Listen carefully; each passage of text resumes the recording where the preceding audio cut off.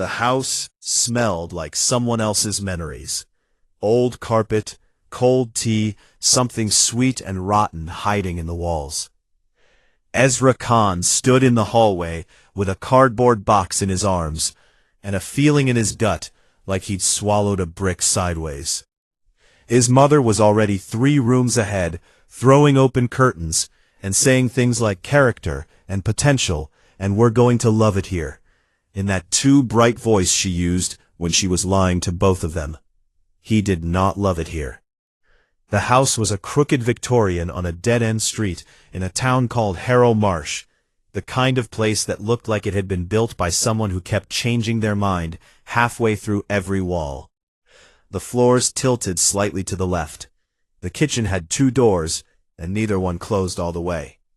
The upstairs bathroom had a window that faced directly into the neighbor's bedroom, which his mother called cozy, and Ezra called a crime. But it was cheap, and cheap was the only language their bank accounts still spoke. His mother, Nadia, had taken a nursing job at the county hospital after everything fell apart back in Dayton. After the divorce, after the court dates, after his father packed a single bag and vanished into a silence so complete, it felt like a magic trick, the kind where nobody claps. Ezra was 13.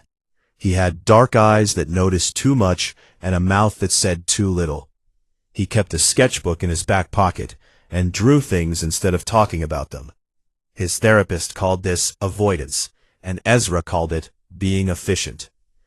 They unpacked until the light turned copper, and the shadows in the house grew teeth. His room was on the 2nd floor, small, with a window that looked out onto a yard gone wild with weeds, and one enormous oak tree that pressed its branches against the glass, like fingers asking to come in. He liked it, actually. The room had a door that locked, and after the last year, a door that locked felt like the most expensive luxury in the world. That night, he couldn't sleep. The house made sounds, not the normal creaking, settling sounds that old houses were supposed to make. These were different. These were rhythmic. A soft thumping from below, steady as a heartbeat, coming from somewhere beneath the floorboards. He lay in bed and listened. Thump, thump, thump. It stopped at exactly 2:14 a.m. He knew because he was staring at his phone, watching the minutes crawl like wounded animals across the screen. The next morning he told his mother about the sounds. She was standing at the stove making eggs that were already burning, her hair up in a knot that looked like it had survived a war. "Old pipes," she said without turning around. It was rhythmic. Pipes are rhythmic. It sounded like breathing. She turned then. Her eyes had that careful blankness she wore when she didn't want him to see what was underneath. "Honey, we just got here. Can we have 1 week before we start with the creepy stuff?" He ate his burned eggs and said nothing. But after she left for her shift, he went looking. The basement door was in the kitchen, the 2nd door, the one that didn't close right.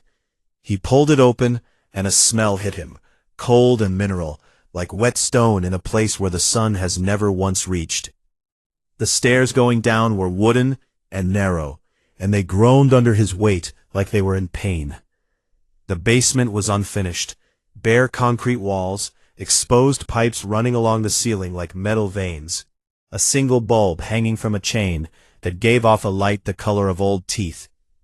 There were boxes left by previous owners, stacked against the far wall, coated in dust so thick it looked deliberate, like the dust was trying to hide what was underneath.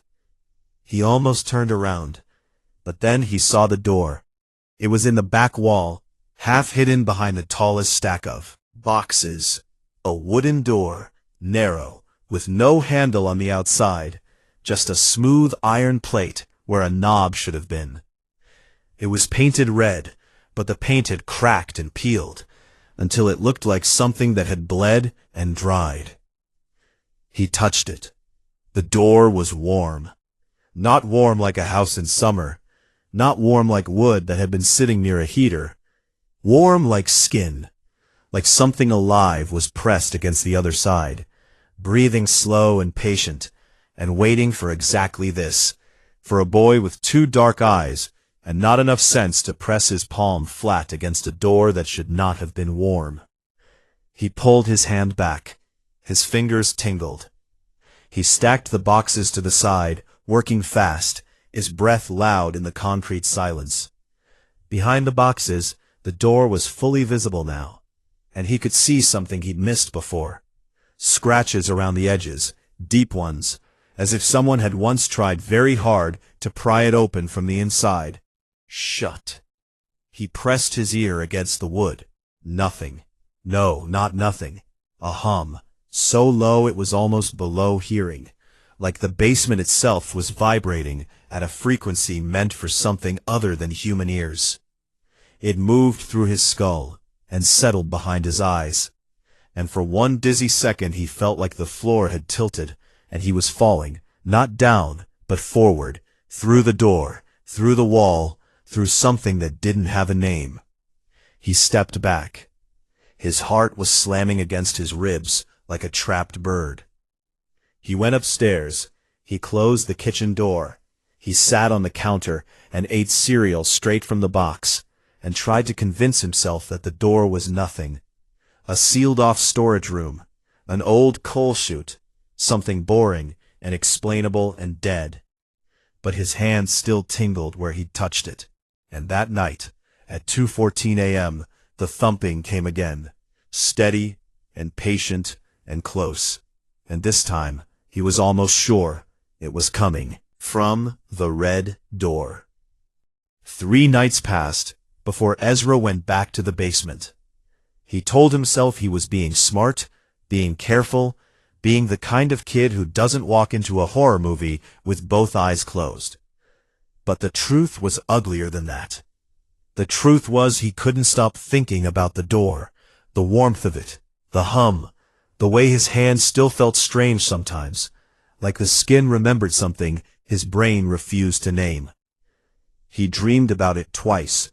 In the dreams, the door was already open, and behind it was not a room, but a color, a deep, impossible blue that didn't exist in any crayon box or sunset.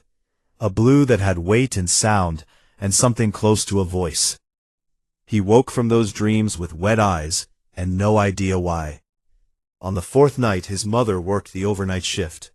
She kissed his forehead before she left, smelling like antiseptic and the vanilla lotion she used to cover it up. "Lock the doors," she said. "Don't burn the house down." Said, and she almost smiled. He waited until her headlights swept across the ceiling and disappeared.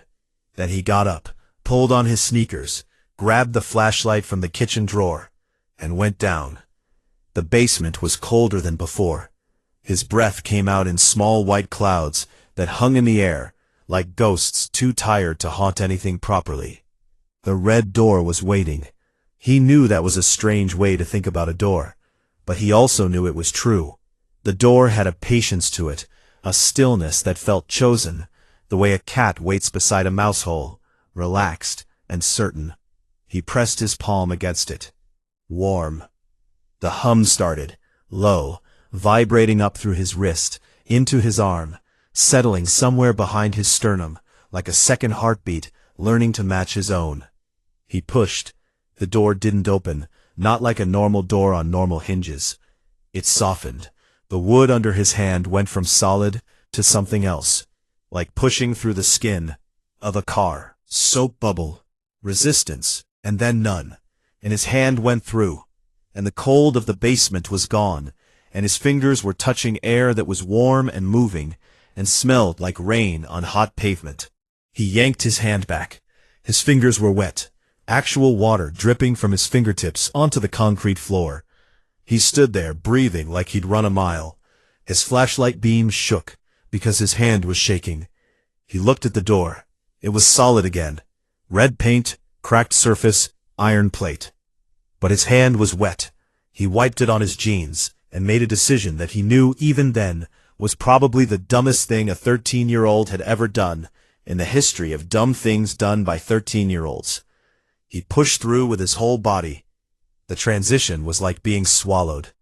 He felt the door's surface resist and then give way, felt a moment of total compression where everything was tight and airless and dark, and then he was stumbling forward into open space, and his lungs filled with air that tasted green. Actually green, like chlorophyll had become something you could breathe. He was standing in a forest, not a forest like the ones near Harrow Marsh, with their skinny pines and grocery store brand wilderness. This was something older, something that had never heard of humans and had no interest in learning.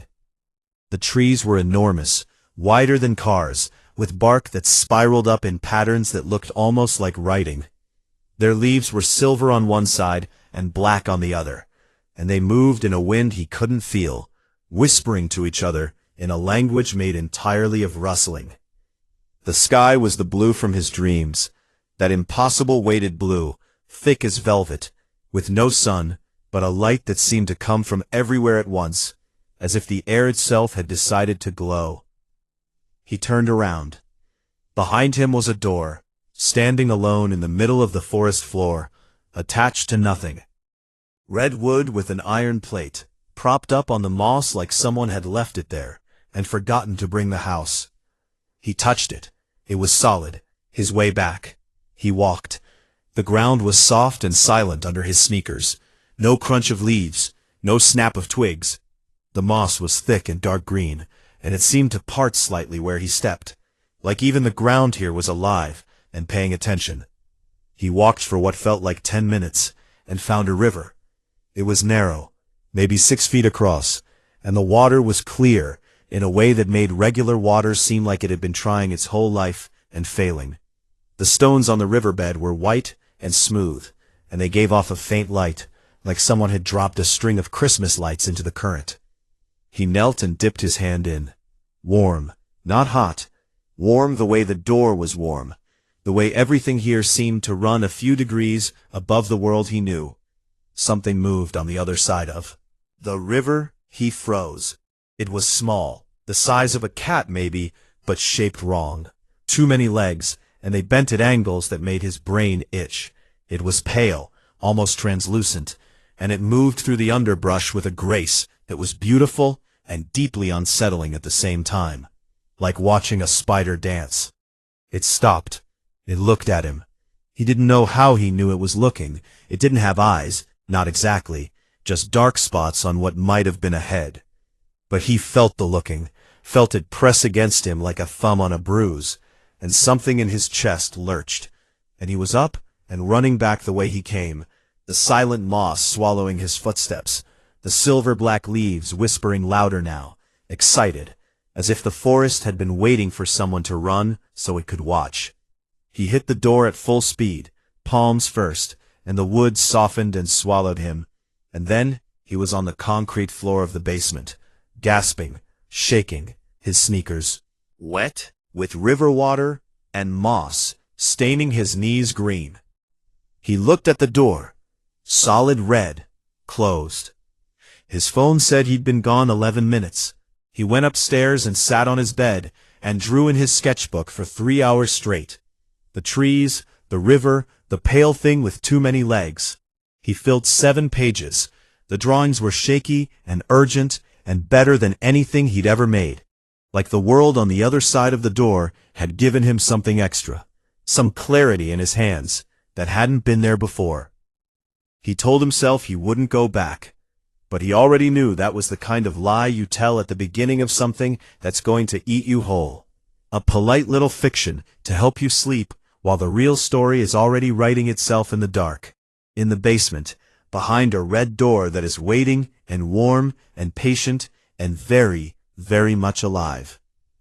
He fell asleep with the sketchbook on his chest and moss still under his fingernails, dreamed of silver leaves and a blue that knew his name. He went back the next night, and the night after that, and the night after that. Each time, the world behind the door was different. Not completely, not like a new planet, but shifted, rearranged, as if someone was moving the furniture while he was away. The river changed direction. The trees grew closer together, or farther apart. The light shifted from that deep blue to something warmer, almost amber, like a sunset that never ended and never began. But the pale things were always there. He saw more of them on his third visit, a group of 5, clustered near the base of one of the great spiraling trees. They weren't doing anything, just existing in that boneless, graceful way, their translucent bodies catching the ambient light and scattering it like living prisms. When he got close, they moved away, not afraid exactly, but considerate, like passengers on a crowded train making room. By the 4th visit, he stopped being scared of them. By the 5th visit, of them followed him to the river and sat beside him on the bank. And he felt something from it. Not words, not thoughts, but a frequency, a vibration in his chest that felt like the emotional equivalent of someone saying hello without opening their mouth. He started calling them ghosts in his sketchbook, not because they were dead, but because they were see-through and quiet and seemed to exist in a way that was only half committed to being real. On the 7th night, he found the girl. He was deeper in the forest than he'd ever gone, past the river, past a clearing where the moss grew in perfect circles like crop marks seen from a plane, past a cluster of trees whose bark writing was so dense it looked like a library had exploded against their trunks. She was sitting on a rock.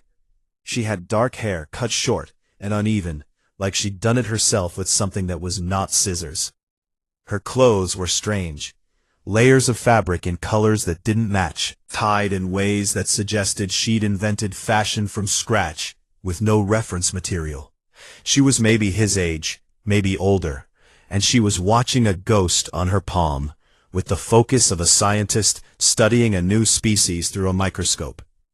He stepped on a branch. She looked up. Her eyes were the color of the river stones, pale, bright, faintly luminous in the sourceless light. "Oh," she said, "a door, kid." He stood there with his mouth open long enough that she rolled her eyes and added, "You came through a door, yes? Red, warm, no handle. Feels like being swallowed?" "Yes," he managed. She hopped off the rock. The ghost on her palm floated away like a soap bubble. "I'm Lyra. How long?" "How long what? How long have you been coming through?" "A week. 7 nights. Something moved across her face, a calculation, a weighing of something he couldn't see. "That's too long," she said. "You should have stopped at 3. His gut dropped. "Why?" She walked past him, heading back the way he'd come, and he had no choice but to follow, because she was the first human being he'd met in this place, and the forest felt 10 times bigger when she was walking away from him. "This place," she said, not looking back, "it doesn't have a name. No one named it. No one built it. It grew like a tumor, between places, between worlds, between whatever your world is and whatever the other ones are. It's not a place at all, really. It's more like a gap." "A gap," he repeated. "A space between spaces. Something. That exists because the edges of 2 things don't quite line up. Right? Like when you push 2 pieces of furniture together, and there's that thin, dark line between them where stuff falls and disappears." He thought about the gap between his bed and the wall back in Dayton, where 3 pens, a phone charger, and an entire sock had vanished, into what he'd come to think of as a tiny Bermuda Triangle. "The doors are the way in," she continued. "They show up in old houses, mostly, places where the walls are thin, like between worlds thin, not drywall thin. And people like us, we find them because something in us matches the frequency of the gap. Something broken, my grandmother used to say." She stopped walking and turned to face him, and her expression was the careful blankness of someone who has practiced saying hard things until the hard part doesn't show anymore. "Something broken," she repeated. He heard it that time. The weight under the word, not broken like a toy, not broken like a promise, broken like a bone that healed crooked. Like a signal that doesn't tune right. Like a person who had lost something fundamental, and the loss had left a space inside them that resonated with the space between worlds. You lost someone, she said. It wasn't a question. My dad. I lost everyone. She said it the way you'd say, I had toast for breakfast. Flat, factual, emptied of all the gravity the words actually carried. And that flatness was the saddest thing Ezra had ever heard. Sadder than any crying. Because it meant she'd said it enough times that the words had worn smooth like river stones. All the sharp edges gone. She didn't explain. He didn't ask. The problem, she said, walking again, is that you can't keep coming through. The gap notices you. It learns your shape. The more you come, the more it opens for you. And that sounds nice until you realize it opens both ways. Both ways. Things come through, in the gap, things that aren't like the ghosts. Used his word. And he realized with a small shock that she could hear the way he thought of them.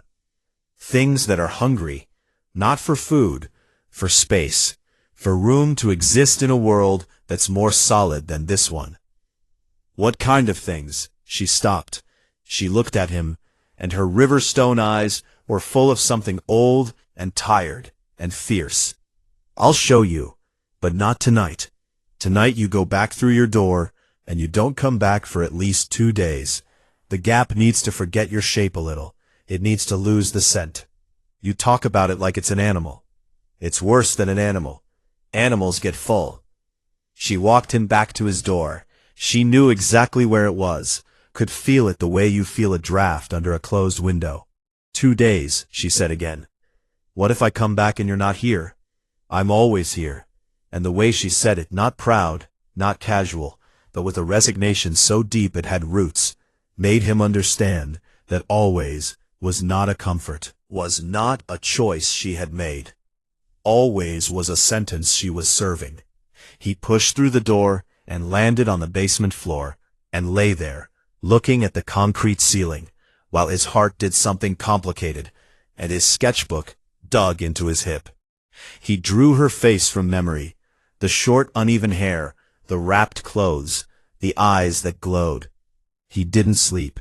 He lay in bed and thought about gaps and broken things, and a girl who lived between worlds because she had nowhere else left to go. And the word always sat in his chest like a stone in a river, heavy and smooth and impossible to move. And in the basement, the red door hummed. He lasted 1 day. 27 hours, if he was being honest.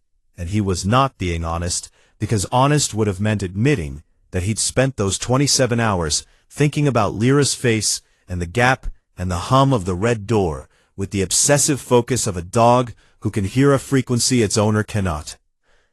His mother noticed something. She was standing in the kitchen on her day off, eating yogurt from the container with a soup spoon, because they still hadn't fully unpacked. And she watched him come down the stairs with the kind of look that meant she was about to use her therapy voice. You're drawing a lot, she said. I always draw a lot.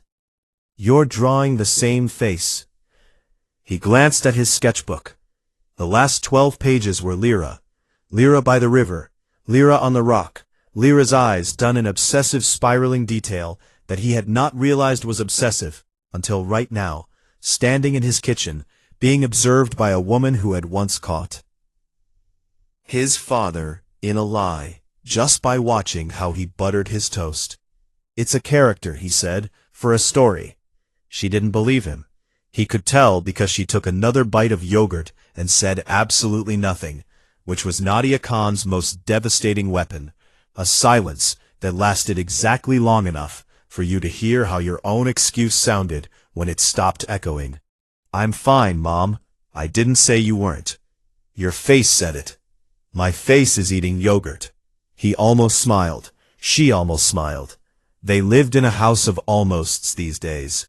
Almost normal. Almost happy. Almost like a family that hadn't been gutted by a man who left without saying goodbye. That night he went through the door. Lyra was waiting, not at the rock, but at his door, which had never happened before. She was standing close to it, arms crossed, her patchwork clothes rearranged into a different configuration, and her expression was the kind of tight that meant she was scared but had decided to be angry instead, because anger was a better fit. I said 2 days. It's been 1.5. That is not 2. I rounded up. You rounded wrong. She grabbed his arm and pulled him away from the door, moving fast through the forest. And he noticed that the trees looked different. The silver-black leaves were curled inward, like fists, and the bark writing was glowing faintly with a light that pulsed in a rhythm he recognized. The same rhythm as the thumping in his basement. What's happening? You came back too soon. The gap remembers you more now. It's excited. That's bad. Excited how? She stopped in a clearing he hadn't seen before. Smaller, darker. The moss here was not green but gray, and the air had a texture to it, a thickness, like trying to breathe through wet cloth.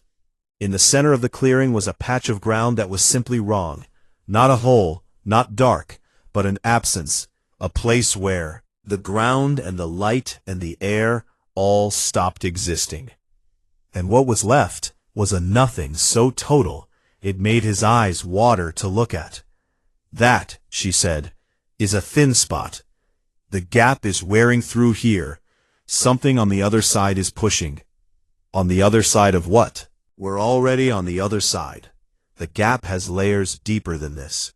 There are things that live further down, in the places between the between, in spaces so compressed that time and light and matter don't work the same way. They're old. Older than the doors. Older than whatever broke the worlds apart in the first place. And they want out. He looked at the thin spot. It pulsed, a slow breathing expansion and contraction, like a wound trying to decide whether to open or heal. One of them has been following your door, Lyra said. I felt it 3 nights ago. A pressure on the other side of the thin spot, something testing the boundary, something that got a taste of your world when you pushed through and liked the flavor. His blood went cold, not a metaphor, an actual physical sensation, his veins contracting, his skin prickling, the hair on his arms standing up with a precision that felt mechanical. What happens if it gets through? It's not a monster, Ezra. It's not a creature with teeth and claws. It's more like a spill, an ink stain that spreads. It gets into a place and it makes it less. Everything becomes less. Light becomes less. Sound becomes less.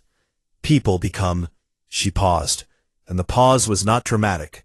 It was the pause of someone choosing a word carefully, because the wrong word would make a true thing sound fake. People become less of themselves. They forget. They go quiet. They stop wanting things. He thought of his father. The thought came unbidden and vicious, and he shoved it away, but not before Lyra saw it on his face. Not the thought itself, but the flinch, the micro-expression of a boy who had just connected something terrible to something personal. She didn't ask. Can we stop it? We can close your door.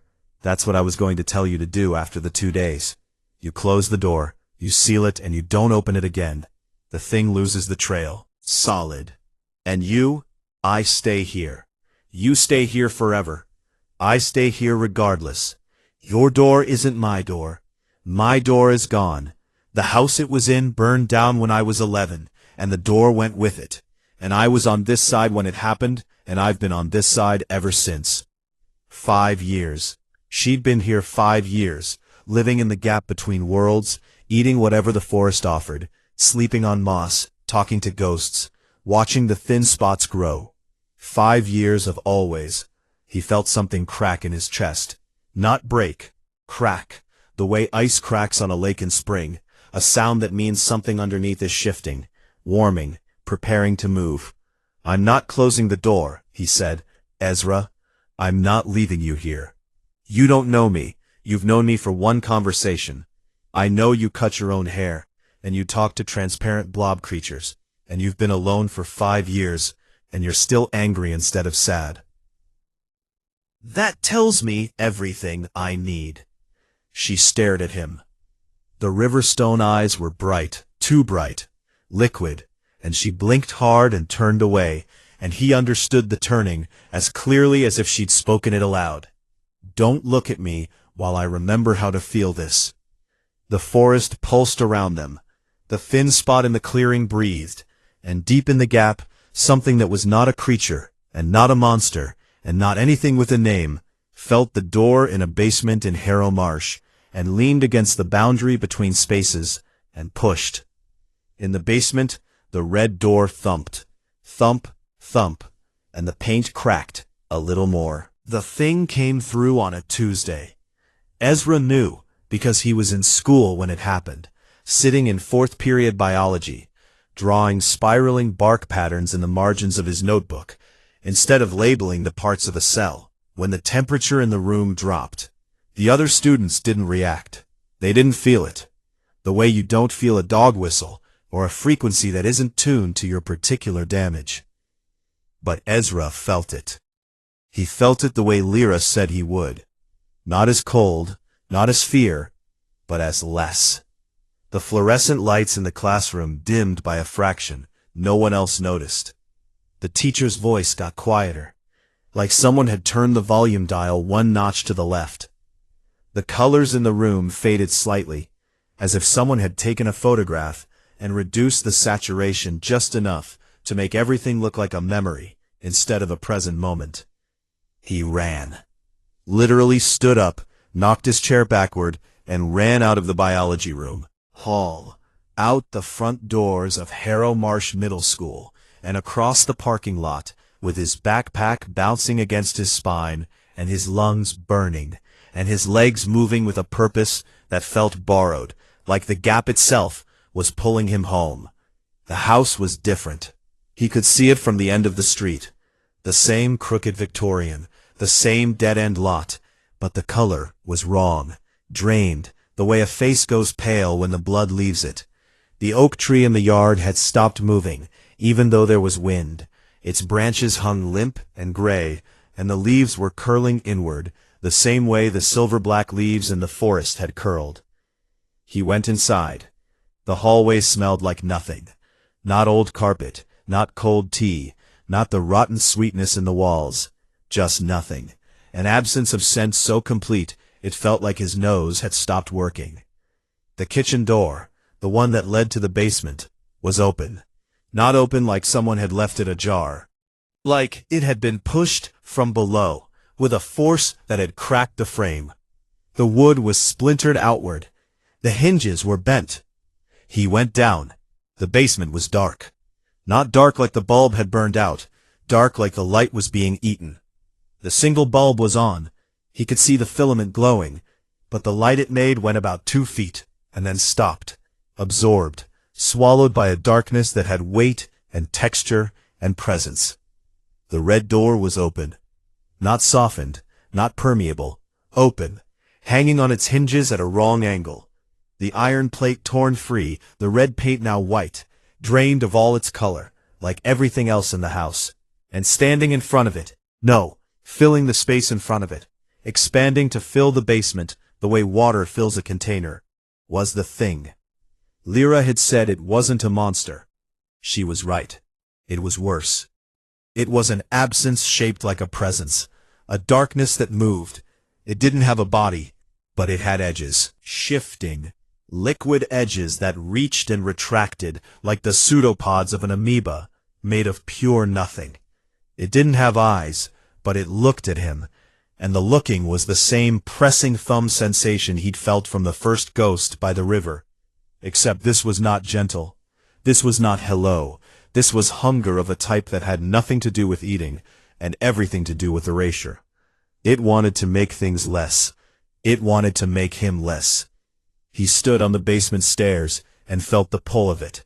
Felt pieces of himself starting to dim, memories going fuzzy at the edges, the sound of his mother's voice getting quieter in his mind, the anger he carried about his father softening into something blank and gray.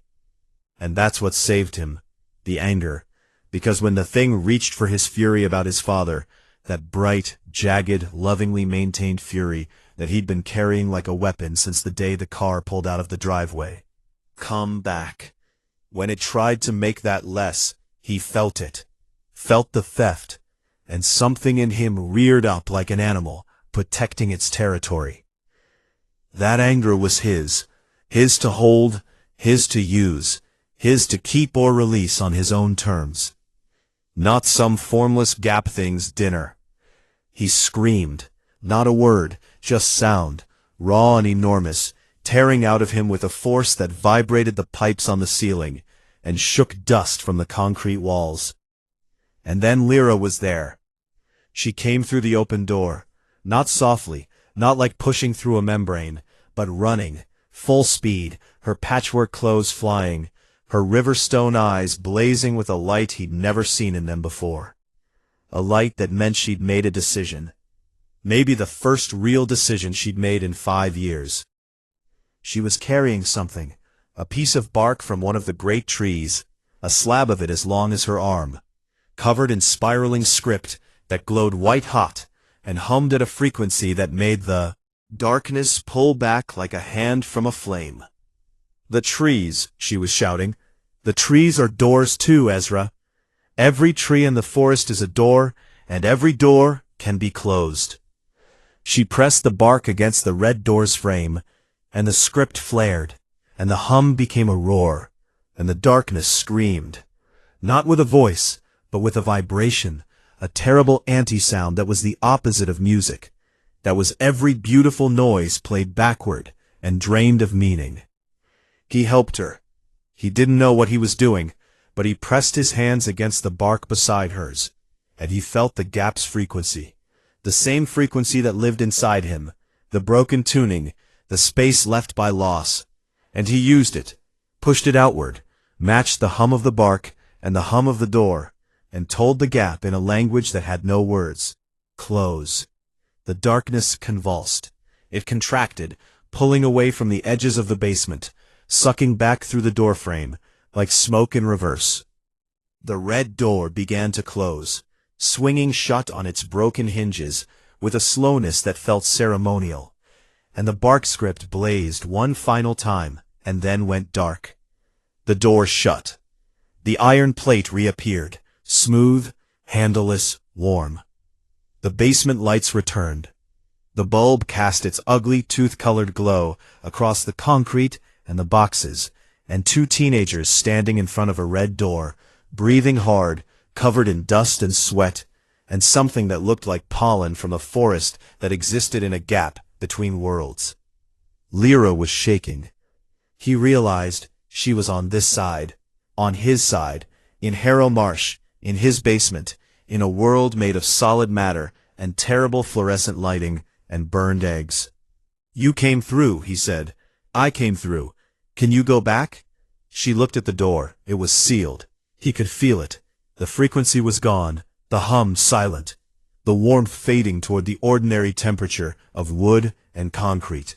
Was just a house. "No," she said. She said it differently this time. Not flat, not worn smooth, the word had sharp edges again. It was a new thing, freshly broken, and it hurt, and she let it hurt, and he watched her let it. "Good," he said. She looked at him with an expression he couldn't read. Or maybe he could read it, and there were just too many things written there at once, layered on top of each other like bark script. A whole history compressed into a single moment of standing in a basement with a boy she'd known for a week, in a world she hadn't lived in for 5 years. Upstairs, his phone buzzed. 3 missed calls from school, 1 from his mother. The house smelled again. Old carpet, cold tea, the sweetness in the walls, and something new underneath, faint but unmistakable. Rain on hot pavement. The smell of the gap, carried through on Lyra's skin and clothes, a tiny piece of the between that had come with her like a stowaway. Proof that the space between worlds was real and close, and would always be close, humming just beneath the surface of every old house and every thin wall, and every kid with a broken frequency who pressed their palm against something they shouldn't have, and felt it push back. He grabbed his phone. "My mom's going to lose her mind when I explain you." "Don't explain me. Tell her I'm a friend from school." "It's been 2 weeks I don't have friends from school." "Then tell her I'm a stray. She'll make you eat burned eggs." "I haven't eaten real food in 5 years. I'll eat anything." They went upstairs.